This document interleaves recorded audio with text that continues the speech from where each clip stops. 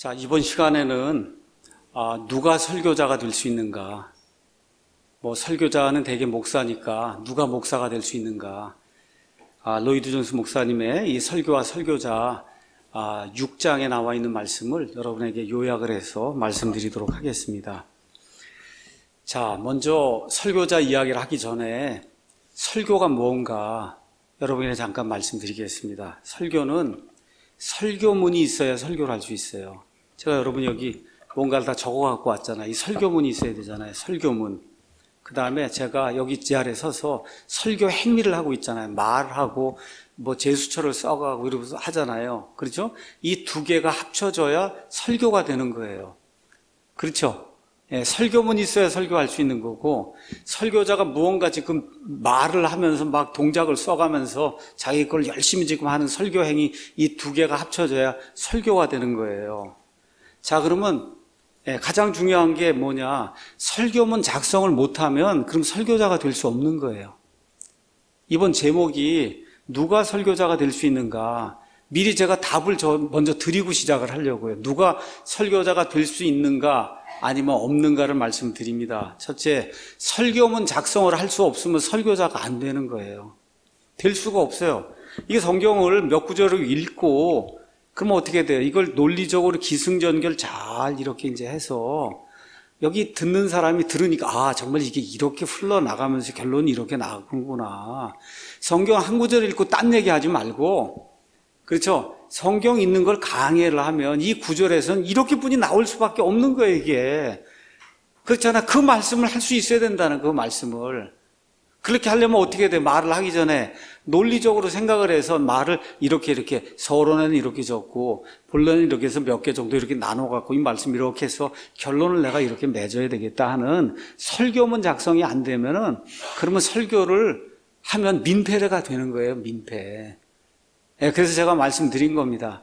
너무나 많은 사람들이 설교문 작성을 못해요. 그 못하기 때문에 설교가 좋은 설교가 될 수 없는 거예요. 두 번째, 말을 잘 못하면 설교자가 될 수가 없는 겁니다. 설교문이 아무리 좋아도 그거를 전달할 수 있는 능력이 있어야 될 거 아니에요. 말 그대로 말의 언변의 능력이 없으면 설교자는 안 되는 거예요. 다른 걸로 섬겨야지. 미리 제가 말씀드릴게요. 말의 능력이 없으면 설교는 할 수 없는 거다. 다른 길로 섬겨야 된다, 하나님을. 두 가지를 먼저 말씀을 드리고, 그러면 어떤 사람이 설교자가 될 수 있나? 자, 먼저 우리가 살펴봐야 될 게 뭐냐? 그럼 교회에 성도들이 500명도 있고 1000명도 있는데 그러면 누구나 다 설교할 수 있는 거냐? 누구나 다. 보통 교회에서 이야기하는 평신도 설교라는 거, 이런 것이 가능한 거냐? 로이드 존스 목사님이 얘기하는 겁니다. 평신도 설교라고 하는 것은 성경적으로 합당치 않은 거다. 그러니까 교회 500명이 나오는데 500명이 다 설교할 수 있다고 하는 거는 그거는 잘못된 거다. 지난 한 100년 동안 누구라도 교회 다닙니다 설교할 수 있다는 이런 사상이 널리 퍼졌다는 겁니다. 심지어 여자도 설교할 수 있다. 이거 제 얘기 아닙니다. 이거 자매님들을 깎아내리고 그게 아니고, 성경의 디모데전서 3장에 가서 보시면 목사는 오직 남자만 할 수 있다 그랬잖아요. 집사도 오직 남자만 할 수 있다 그랬잖아요. 그렇죠? 이럼에도 불구하고 지난 100년 동안 심지어 여자도 강대상에 서서 설교할 수 있다, 이런 생각이 지금 널리 퍼지고 있다. 다시 말씀드려요. 이거 제 얘기가 아니라 로이드 존스가 얘기하고 있는 겁니다. 물론 저도 동의하고요. 자, 그럼 존스가 뭐라고 얘기하느냐? 누구나 아무나 다 설교할 수 있다. 이런 거는 감리교회나 아니면 형제교회 등의 비신학적 영향 때문에 생긴 거다. 형제교회 아니면 지방교회 같은 데 다녀보신 분들 이 안에도 있을 거예요. 이렇게 모여서 빵을 나누고 그러다가 하나님이 제게 말씀을 주셨습니다. 나와서 이야기하고, 하나님이 제게 말씀을 주셨습니다. 나와서 이야기하고, 그걸 설교라고 생각한다는 거예요. 여러분, 그건 설교가 아닙니다. 설교를 하기 위해서는 열심히 성경을 보고 그리고 열심히 준비를 해서 사람들이 알아 읽을 수 있도록 설명을 해야 되는 거예요. 설교를 끝나고 난 이후에 여기 설교 들은 사람이 그 구절을 통해서 오늘 이걸 배웠어 내가. 그렇죠? 내 삶에 이걸 적용을 해야 되겠어 하고 교회당을 밖을 나가야 되는 일이 생겨야 되는, 그게 진짜 설교인 거예요. 자, 그래서 존스는 이거를 뭐라고 얘기하냐? 비성경적인 설교관이다. 교회에 나오는 사람은 누구나 다 설교할 수 있다. 하라 그러면 할 수 있습니다. 그렇지만 그거는 비성경적인 설교관이다. 자, 평신도 설교는 어느 경우에 가능하냐? 첫 번째, 예외적인 상황에서 말 그대로 교회가 지금 5명이 모였습니다. 시작하려고 그래요. 이런 상황에서 전임 사역자를 둘 수 없잖아요. 그렇죠? 이런 경우에는 성도들 가운데 한 사람이 예배를 인도하고 설교할 수밖에 없어요. 이와 같은 예외적인 상황. 그래서 뭐라고 이제 이야기하냐? 이건 저한테도 해당이 되는 거예요. 성경은 여가를 이용해서 설교하는 것을 지지하지 않는다. 그러니까 전임 사역하는 것이 맞는 거다. 우리 교회 같은 경우도 예외적인 상황이에요. 예외적인 그런 상황이고, 원래 올바른 것은, 원래 성경적인 것은 전임 사역을 하는 것, 이것이 이제 좀 더 성경에 가깝다. 그렇게 이야기할 수 있어요. 근데 사실 사도 바울 같은 경우는 어느 면에서도 전임 사역한 건 아니거든요. 에베소나 고린도 가서 보면 본인이 천막을 만들어가면서 그 나머지 시간에 말씀을 전하는 그런 일도 했어요. 그러니까 어느 게 꼭 100% 옳다 그런 건 아니지만 지금까지 흘러온 그런 교회의 역사를 봤을 때는 전통적이고 조금 더 성경적이라고 이야기할 수 있는 것은 가능한 한 전임 사역을 하는 것이 좋다. 그러니까 사람들이 너희 속에 있는 소망의 이유를 묻는 자에게 대답할 걸 준비해라. 그랬으니까 그 대답할 것 준비해서 말하는 게 설교다. 이렇게 하면 안 된다는 거예요. 그건 그냥 대답할 걸 준비하는 거지. 그래서 얘기를 하는 거지. 그렇게 해서 쉽게 뭘 이야기하는 게 그게 설교가 아니다. 자, 주님을 믿는 이유를 대는 거하고 하나님의 말씀을 연구해서 논리정연하게 3, 40분, 50분 안에 하나님의 뜻을 전달하는 이런 설교하고는 다른 거다. 자, 성경은 교회의 목사는 성경에 가서 보면 감독, 장로 똑같은 거라고 이야기하고 있어요. 그러니까 가르치고 선포하는 일을 담당하는 것을 우리에게 이제 보여주고 있습니다. 자, 우리 교회 같은 경우는 왜 예외적인 이런 상황이냐? 처음에 시작할 때부터 이 전임 사역으로 시작하지 않았고, 그렇죠? 이렇게 이제 하다 보니까 이런 일이 이제 생기게 됐고, 전임 사역을 하지 않을 때 목사가 프로페셔널 어떤 직업을 가지고 자기 그 생계를 유지해가면서 할 때 나타나는 좋은 점도 있어요. 그것은 뭐냐 하면 교회에서 사례를 받지 않기 때문에 교회 사람들의 눈치를 보지 않을 수 있는 거예요. 그렇기 때문에 교회 사람들이 좋아하든 좋아하지 않든 올바른 말을 그대로 전할 수 있는 거예요.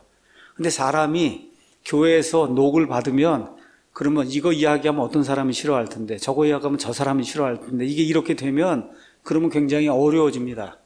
우리 교회도 하나님의 오른쪽에 같이 그래서 이 사회주의 공산주의는 안 된다고 이야기해요. 말 그대로 좌익은 안 된다고 이야기합니다. 이러니까 어떻게 돼요? 제가 녹을 받고 있으면 우리 교회 좌익 성도들의 눈치를 봐야 되거든요. 그렇잖아요. 근데 그 일을 하지 않습니다. 제가. 왜 안 하느냐? 그건 성경적으로 옳지 않기 때문에 그래서 어떻게 그냥 선포하는 거예요. 제가 교회 사례비를 받아서도 전 그대로 선포합니다. 저보고 나가라 그래도 선포해요. 왜 그러냐? 그것은 목사가 해야 될 일이고 나가라 그러면 딴 데 가서 하면 됩니다. 그렇기 때문에 그거 걱정할 필요가 없는 거거든요. 근데 어찌됐든 그와 같은 자유도가 하나 생긴다는 거 이것도 중요한 일입니다. 그래서 교회가 그건 잘 선정을 해야 되는 거예요. 또 목사도 잘 선택을 해야 되는 겁니다.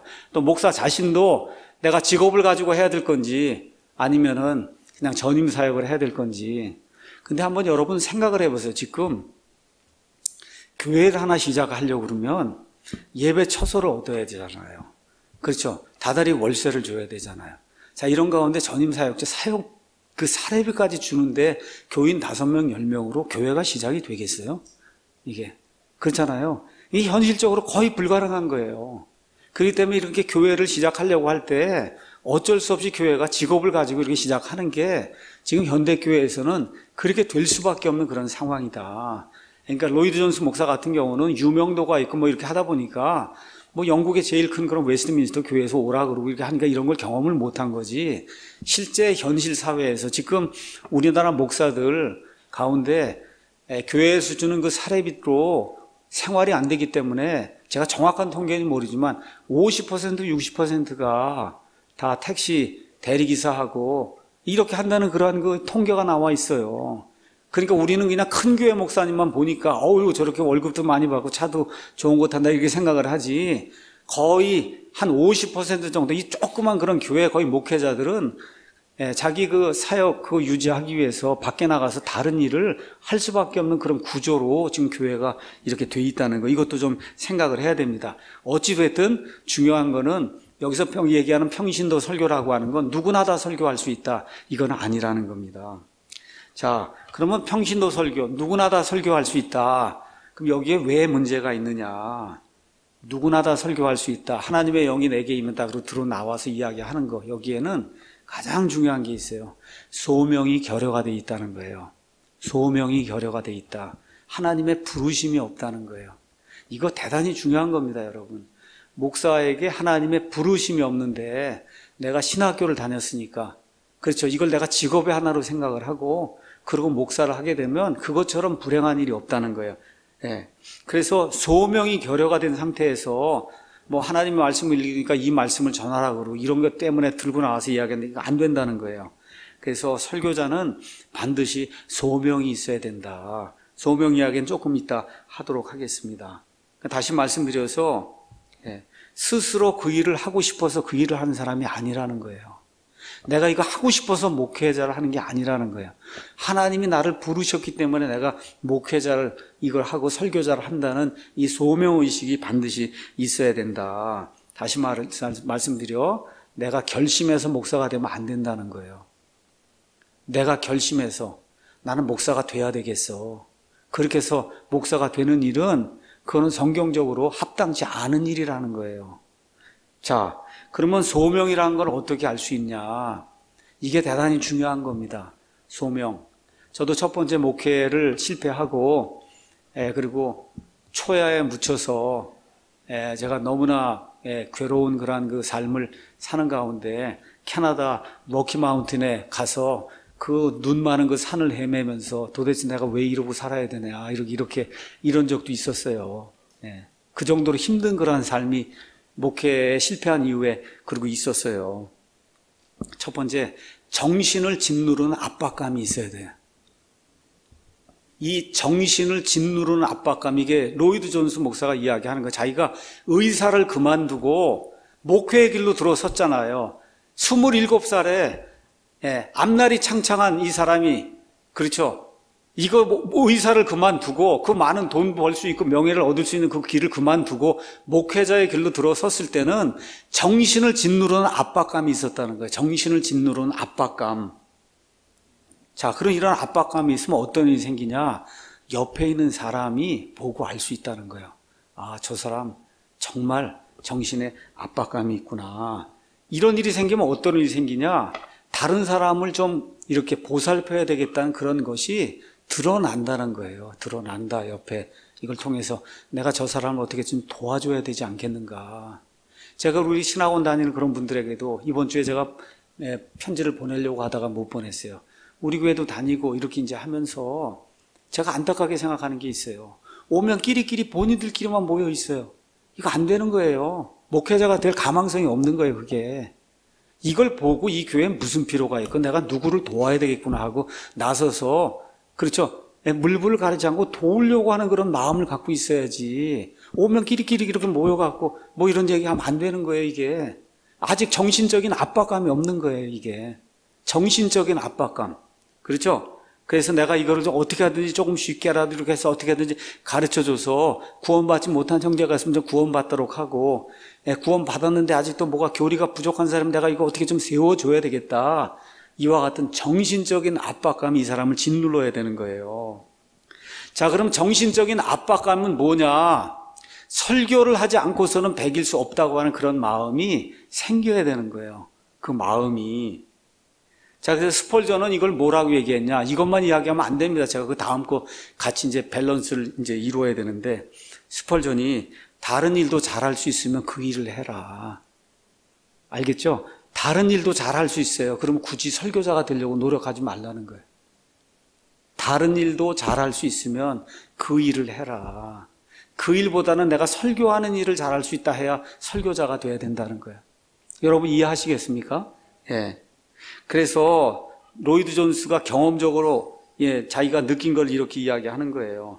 지금 하고 있는 일이 좋다고 자신에게 말하지만 압박감으로 인해 결국 그 일을 버리게 된다. 그러니까 진짜 설교자가 되잖아요. 그러면 지금 하고 있는 일보다는 설교가 좋다고 하는 생각이 들어서 그 압박감 때문에 그 일을 자동적으로 버리는 그런 일이 생긴다는 거예요. 이런 압박감이 있어야 된다. 자, 두 번째, 이것만 있다고 그러면 그럼 나도 압박감이 있으면 얼마나 많은지 몰라. 압박감이 있다는 사람이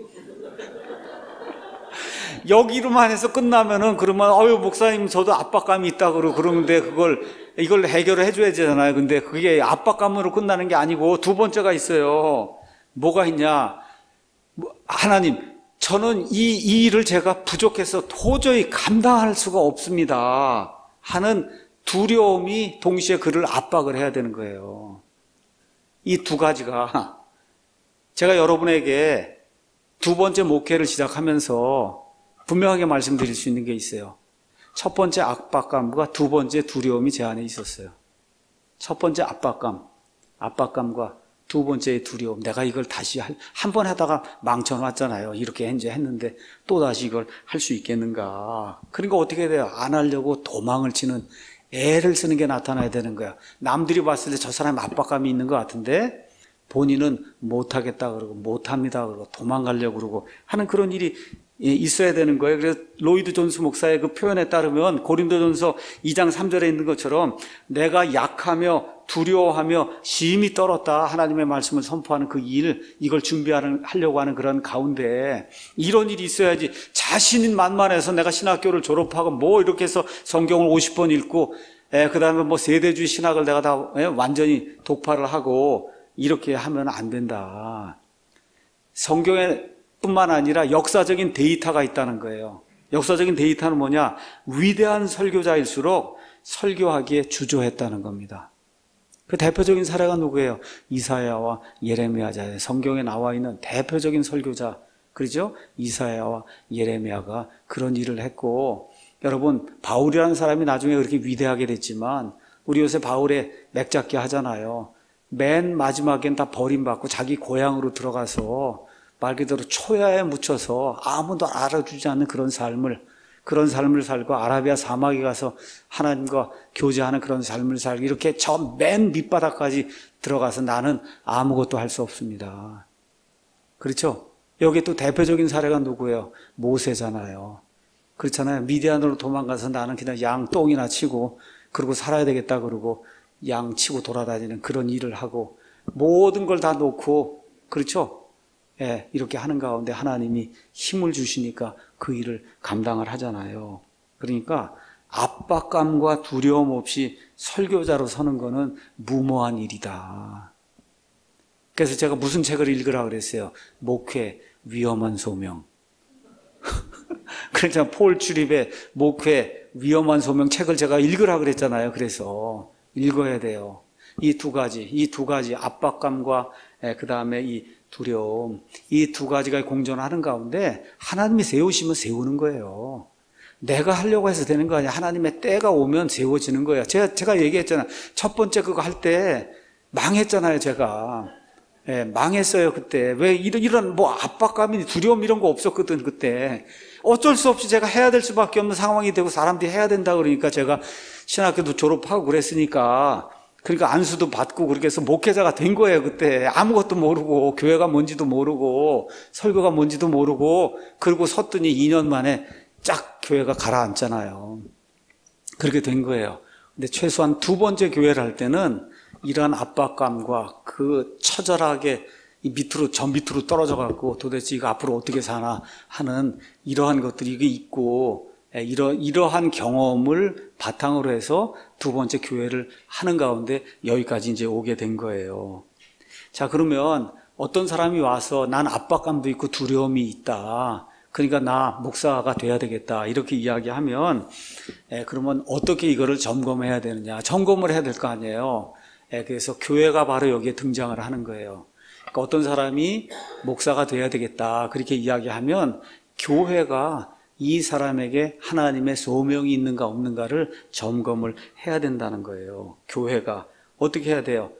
성경에 나와 있는 대로 일단 디모데전서 3장, 그 다음에 디도서 1장에 나와 있는 감독의 자격이 있어요.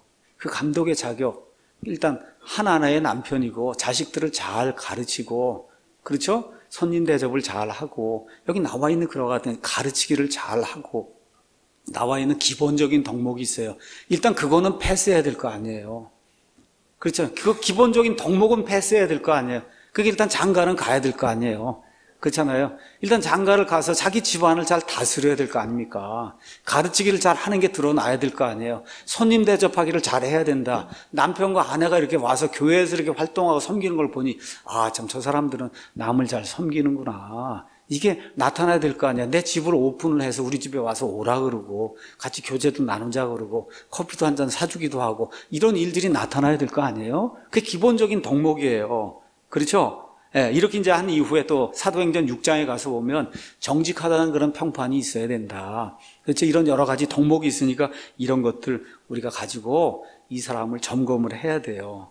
그럼에도 불구하고 교회가 잘못을 저질 수 있기 때문에, 그래서 어떻게 해요? 편파적이지 않게 여러 사람들의 의견을 존중을 해서 점검을 하고, 그렇게 해서 이 사람이 소명이 있는지 없는지 이런 것들을 이제 판단을 해야 됩니다. 이제 소명이 있다고 그렇게 주장을 하는데 안 되는 경우가 있어요. 안 되는 경우. 그 사람의 성품, 그 사람의 지성, 그 다음에 그 사람의 언변, 이건 드러나는 거잖아요. 책을 읽고 책을 요약을 못하는데 어떻게 설교를 할 수 있어요? 그렇죠. 그게 바로 국어 실력이고, 그렇죠. 그렇잖아요. 그 사람의 지성이잖아요. 책을 읽었으면 책을 정리를 해야 될 거 아닙니까? 이거 성경을 읽었으면 정리를 해야 될 거 아니에요. 이게 안 되는데 어떻게 목회를 하겠어요? 안 되는 거예요. 불가능한 겁니다, 이게. 그렇죠? 그래서 또 그 사람의 성품이, 저도 성품이 아주 까칠한 사람인데, 그래도 이제 하나님의 은혜로 많이 깎여갖고, 그래서 여기 지금 요 정도 이제 돼 있는데, 성품이 아주 난폭하고, 교회에서 막 사람들 밀치고 싸우고 뭐 이런 일을 하고 그런데 어떻게 목회자가 되겠어요, 여러분? 그렇잖아요. 불가능하잖아요. 그렇죠? 그래서 그거 특히 누가 아냐? 부인이 가장 잘 아는 거예요. 그래서 집안에서 어떻게 하는가 이렇게 보고 부인이 와서 말려야 되는 거 아닌 것 같은데 교회에서만 그런 것 같이 하고 그러면 이 사람은 안 된다. 얘기를 해야 되는 겁니다. 안 되는 거예요, 이게. 자, 그래서 스펄전이 이야기하죠. 어떤 사람이 스펄전한테 왔다는 거예요. 하나님이 어제 저한테 이 교회 가서 설교하라고 그래서 제가 오늘 왔습니다. 스펄전이 하나님 나한테 그런 얘기를 안 하시던데. 그렇죠? 그 이런 것들 저와 여러분이 기억을 해야 돼요. 그러니까 한 사람의 야망이 그를 목사로 만들려고 하면 안 된다는 거예요. 그렇게 야망을 가진 사람 못하게 말리는 게 엄청나게 힘들다는 거예요. 로이드 존스가 40년을 해보면서 많은 사람들이 목회자가 되겠다고 왔다는 겁니다. 이 사람들 다 살펴보니까 야망을 가지고 있는데 이걸 그만두게 하는 게 엄청나게 힘든 일이다. 자, 목회자가 되려고 하는데 가장 중요한 요소가 뭐냐? 보통 사람 이상의 영성이 있어야 된다는 거예요. 영적인 지식과 하나님과 교통하고 하나님의 그런 그 영적인 지식 여기에 충만해야 된다는 거예요. 이게 그러니까 어느 정도가 돼야 되냐? 예를 들어 목사가 되려면 우리 성도들보다는 성경을 많이 읽고 성경에 어디에서 무슨 얘기를 하는 거 정도 그 기본 줄거리는 알아야 목사를 할 거 아닙니까? 그 얘기를 하는 거예요. 그게 안 되는데 어떻게 목사를 하겠어요? 어떻게 설교를 하겠다고 이렇게 자원할 수 있냐? 그 불가능한 거예요. 그렇죠? 또 그 다음에 두 번째 뭐냐? 자신의 문제가 해결이 되지 않은 사람은 안 돼요. 부인과도 하나가 화해가 안 되고 이렇게 돼서 같이 교회를 안 나오고 뭐 이렇게 하는데 어떻게 목사를 할 수가 있어요? 제가 그런 사람을 보고 있어요. 우리 독립침례교회 안에도 설교자가 돼야 되고 설교를 하고 있는데 부인과도 하나가 안 돼서 부인은 일반 교회를 다니고 있는데 와서 목회를 하겠다고 하니 이게 얼마나 답답한 일입니까, 이게. 그렇죠?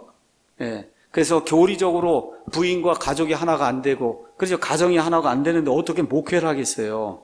그 다음에 인격의 문제가 있어요.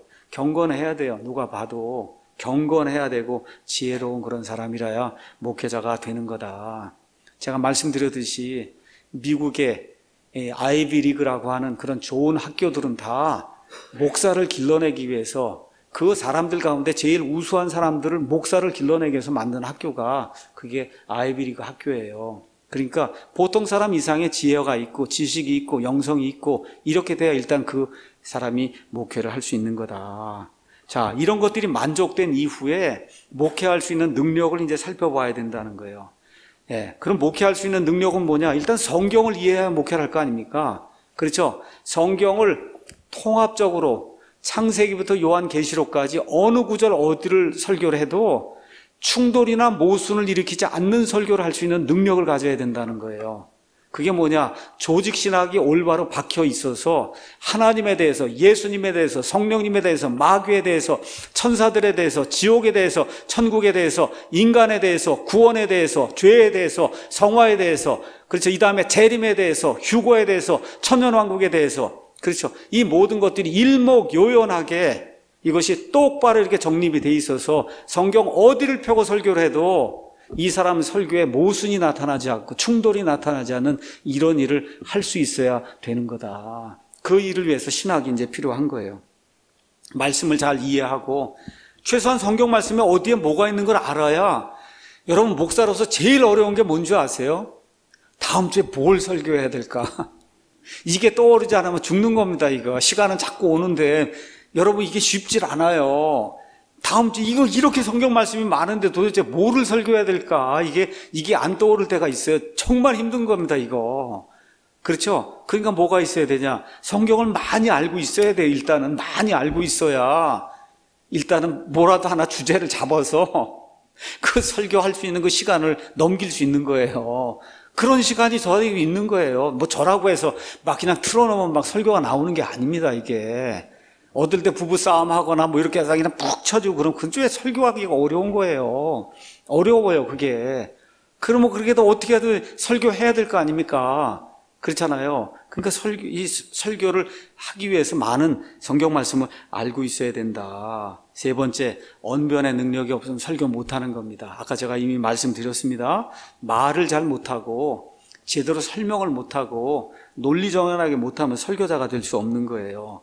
마틴 로이드 존스 목사가 이제 경험을 이야기하는 겁니다. 어떤 유능한 과학자가 찾아와서 자기가 설교자가 되겠다고 하니 좀 인도를 해달라고 그런 거예요. 근데 말을 하는데 보니까 말을 못하는 거예요. 말을. 유능한 과학자는 맞는데 말을 못하는 거예요. 그래서 당신 유능한 그런 과학자는 사실인데 이거 들어보니까 연구나 해야지. 연구실에서 혼자 하는 거 해야지. 사람 앞에 서서 말하는 걸 하면 안 된다. 그러니까 목사가 되면 안 된다. 근데 굳이 목사가 되겠다고 해서 그 과학자가 다 관두고 7년 동안 3군데 교회를 전전하다가 결국은 과학 분야로 되돌아갔다. 그렇게 지금 자기 경험을 이야기한 거예요. 그러니까 말을 못하면 일단 안 된다. 자, 그 다음에 이제 교회가 잘못을 범하는 경우가 있다는 거예요. 이건 우리 한국에도 많습니다. 이렇게 어떤 사람이 와서 교회 와서 열심히 일을 하잖아요. 아우, 당신 목사가 돼야 되겠다. 저도 그렇게 이야기할 때가 굉장히 많아요. 그것 때문에 제 아내하고 출애굽이 많습니다. 왜 그런 얘기를 하느냐. 근데 어쨌든 교회 와서 열심히 일을 해요. 그럼 사람들이 당신 목사를 해야 되겠다. 그래서 로이드 존스 목사가 또 자기 경험 얘기를 하는 거예요. 어떤 젊은이가 정신과 의사를 찾아갔다는 거예요. 그 이유는 뭐냐? 너무 혼란스럽다. 이 사람은 원래 직업이 빵 만드는 사람이에요. 빵 구워서 빵 만드는 사람이에요. 좋은 목소리를 가지고 주일로 와서 이렇게 특별 찬양하고 이러던 사람이에요. 되게 열심히 하니까 옆에 있는 사람들이 당신 목사하면 좋지 않겠느냐. 이렇게 자꾸 이야기하니까 한 번, 두 번 듣다가 그럼 내가 목사를 해야 되는 게 하나님의 뜻인가 보다 하고 그래서 이제 신학 공부를 하러 간 거예요. 근데 신학 공부를 하는데 빵은 구울 수 있는데 도대체 성경 말씀이 이해가 안 되는 거예요, 이게. 논리적으로 이거 풀어낼 수가 없는 거예요. 그래서 목사 훈련 받는데 너무너무 혼란스러운 거예요. 이거 하나님의 뜻이라면 이걸 좀 이해할 수가 있어야 되는데 내가 빵은 잘 구울 수 있는데 이게 도저히 안 됩니다. 도저히 수업을 따라갈 수 없습니다. 그랬더니 이분이 이게 이제 일이 잘 된 거라고. 당신은 목사를 할 사람이 아니라 빵 굽고 찬양할 사람이다. 빵 굽고 찬양할 사람이다. 그러니까 사람마다 이게 다르다고 하는 걸 우리가 기억을 해야 되는 거예요. 그래서 개인과 교회, 특히 개인은 본인이 하겠다는 거 소용이 없어요. 교인. 그 부인이 봤을 때 이 사람이 일단은 목회자 감인가 거기에 대한 확신이 있어야 되고 그 다음에 교회가 봤을 때 확인이 돼야 되는 거예요. 제가 우리 교회에서 아마 이 이야기를 10번 이상 했을 겁니다. 우리 교회에 앞으로 어떤 사람이 이제 목회자가 되잖아요. 여러분, 내가 찍어서 되는 게 아니에요. 담임 목사가 저 A가 목회자가 되면 좋겠다. 절대 아닙니다. 우리 교회 어떻게 돼야 돼요? 성도들이 인정을 해야 목회자가 될 수 있어요. 성도들이 보니까 저 사람하고 저 사람 부인하고 저 아이들 하는 걸 보니까 이 사람은 우리 교회 목회를 해도 되겠다. 여러분 이렇게 되어 우리 교회 뭐 부목사도 되고 나중에 제가 은퇴할 때 되면 누가 또 해서 목사도 되고 이렇게 되는 거예요. 이게 대단히 중요한 거예요. 하고 싶어서 되는 게 아니다. 이 교회를 다니거나 아니면 이 교회가 아니라 다른 데서도 올 수 있겠죠. 좋은 그런 교육을 받고 중요한 거는 우리 교회 성도들이 우리 교회가 행하는 이런 일들과 스탠다드 이런 모든 걸 보고 그것 이상을 하며 정말 이 사람이 우리를 이끌 수 있는 목자라고 하는 이 컨센서스가 만들어져야 그래야 우리 교회에서 목사를 할 수 있는 거예요. 이건 다른 교회도 다 마찬가지일 겁니다. 자, 그러면 설교자에게 필요한 거 제가 이제 말씀을 드리겠습니다. 로이드 존스 목사가 이야기한 이 점에 대해서 저도 100% 동감을 합니다. 그것은 뭐냐 하면 구원받은 거, 그것뿐만 아니라 또 신학 교육을 받은 거, 이거 말고 진짜 중요한 게 또 하나가 있다. 그것은 뭐냐 하면 삶의 경험이 반드시 목사에게 있어야 된다는 거예요. 그러니까 우리나라식으로 얘기하면 고등학교 졸업하고 신학교 가고 신학교 졸업하고 전도사하고 그리고 곧바로 신학대학원 가고 그 다음에 강도사하고 이렇게 해서 삶이 뭔가를 전혀 알지 못하는 사람이 목회자가 되면 그러면 허공을 치는 설교를 하기가 쉽다는 거예요. 이 세상에 나가서 월급 받아가며 생활하는 이 사람들의 애환, 그렇죠? 어쩔 수 없이 거짓말해야 되는 이런 상황, 그렇죠? 상사에게 거짓 보고해야 될 때 가슴이 뜨끔뜨끔 하면서 지금 이 성도들이 살아가는 이런 상황, 그렇죠?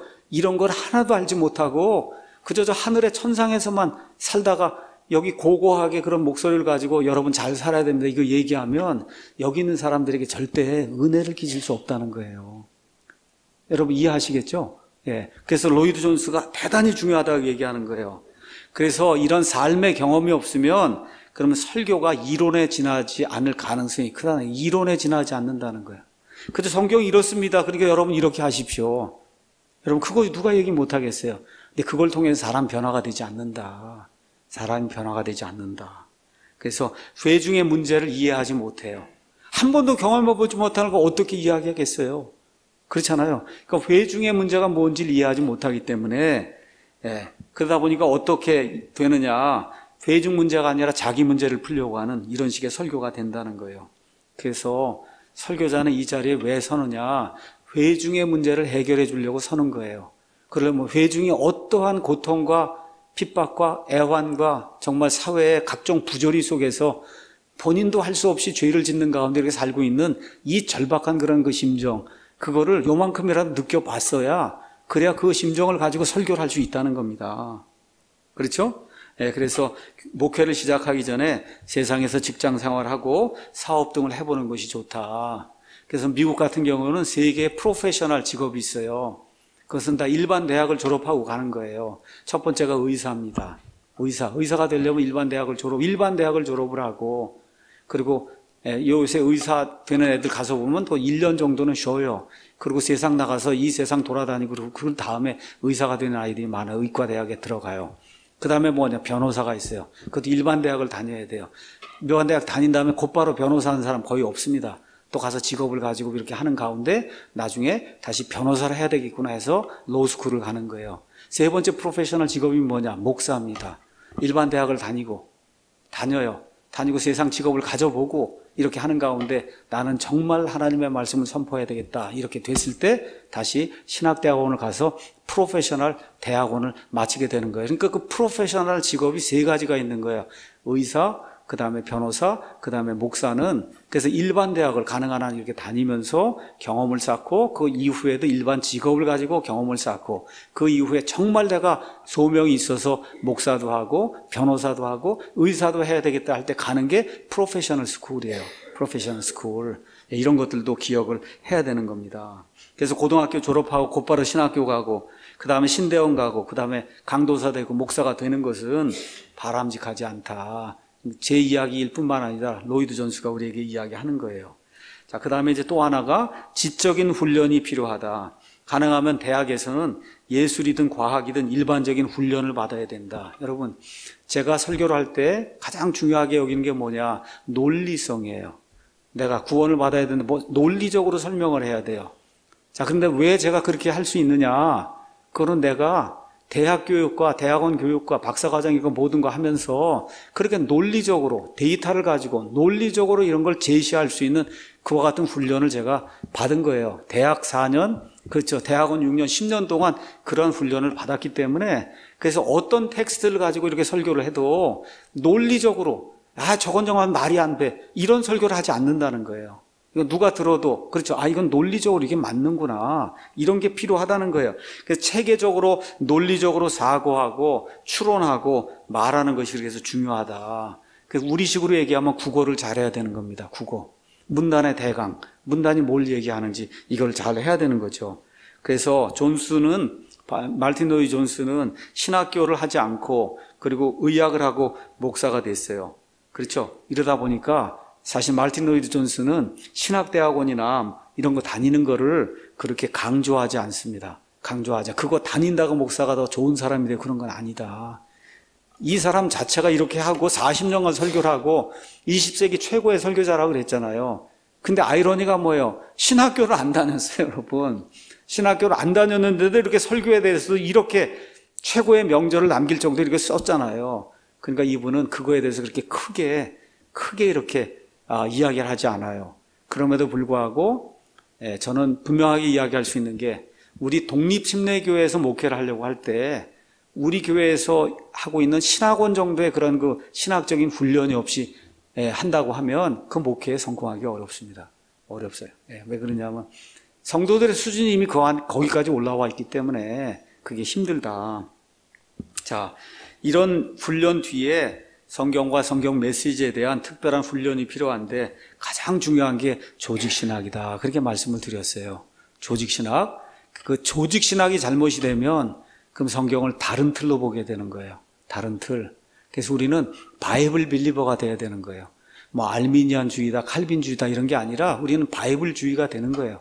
그래서 성경이 이야기하는 그대로 그거를 분석하고 할 수 있는 그런 능력. 그 자꾸 듣고 성경을 찾아보고 이렇게 해서 저도 지금까지 성경을 여러 차례 읽었고 그 다음에 많은 책들을 읽었어요. 언제 읽었냐? 대체로 25살쯤에서 40살 정도 될 때 필요한 거의 모든 책들은 다 그때 읽은 거예요.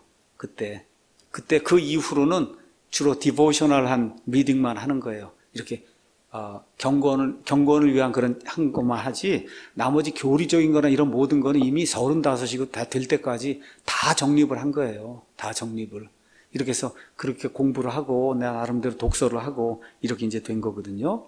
자, 그 다음에 원어는 정확성을 기한다는 것 외에는 다른 도움이나 가치가 없다. 이거 로이드 존스가 이야기하는 거고 저도 정확하게 여기에 동의를 합니다. 많은 사람들이 원어 공부하면 훌륭한 목사나 성경학자가 되는 걸로 생각을 합니다. 절대 그렇지 않아요. 오히려 원어를 가지고 장난을 쳐서 성경 말씀을 변개하고 하나님이 주신 그 뜻을 바꿔놓는 사람들이 너무 많습니다. 그래서 원어는 원어 자체를 읽을 수 있으면 그러면 충분한 거예요. 여러분 원어 사전도 있고 소프트웨어에 들어가면 모든 원어가 다 나와 있어요. 그 여러분이 보시면 되는 거예요. 그래서 하나님께서 1611년에 50명의 대석학들을 사용해서 원어, 히브리어, 그리스말로 기록된 그 말씀을 일반 사람들이 누구나 이해할 수 있도록 영어로 적어놔 주셨어요. 또 그걸 우리가 지금 정확하게 번역을 해놓았어요. 그거 가지고 여러분이 설교하면 되지 원어가 이렇다 저렇다 나가면 그때부터 다른 설교가 나오는 거다. 100% 확실합니다. 원어 갖고 이야기하면. 그래서 그 정도로 이야기하면 될 겁니다. 자, 그 다음에 교회사 공부를 잘 해야 된다. 교회사. 왜 그러냐? 교회사를 공부해야 이단을 알 수 있다는 거예요. 로이드 존스 이야기가 뭐냐? 성경 관련된 교회사를 보면 그 교회사에 나타난 이단의 특성이 있다는 거예요. 그 이단의 특성이 뭐냐? 너무나 순수하게 믿으려고 하다 이단이 된다는 거예요. 너무나 순수하게 믿으려고 하다. 그러면 왜 그런 문제가 생기냐? 성경의 어떤 한두 구절을 가지고 그걸 가지고 기본 교리로 삼아버리면 성경 전체를 보지 않고 그렇죠? 어떤 특정한 한두 구절만 가지고 교리를 삼아버리면 그러면 이단이 되는 거다. 그래서 많은 사람들이 구원파 이단이라고 하는데 하여튼 그건 사람들이 이제 겨내고 왜 구원파가 이단이라 그러냐? 왜 그래요? 성경의 주제가 많잖아요. 창세기부터 요한계시록까지. 근데 뭐만 해요? 구원만 이야기하니까 이단이라고 얘기하는 거예요. 그래서 이단이라는 딱지를 받게 되는 거다. 여러분 이해하시겠죠? 예, 그래서 그렇게 되면 안 된다는 거예요. 그래서 주로 선량하고 양심적인 사람이 이단이 되기 쉽다. 그걸 알아보려면 교회사를 공부해야 된다. 그래서 우리 교회 정수영 목사님의 교회사가 있어요. 그거 가서 한 40개국 나와 있는데 들어보시면 아주 굉장히 도움이 됩니다. 자, 또 교회사를 공부해야 부흥의 역사를 알 수 있어요. 그래서 이런 것들도 여러분이 공부하고, 그 다음에 로이드 존스 목사가 이제 맨 마지막에 얘기한 게 뭐냐. 설교에 대해서 이렇게 설교 코칭 배우러 다니는 거 이런 건 안 해도 된다.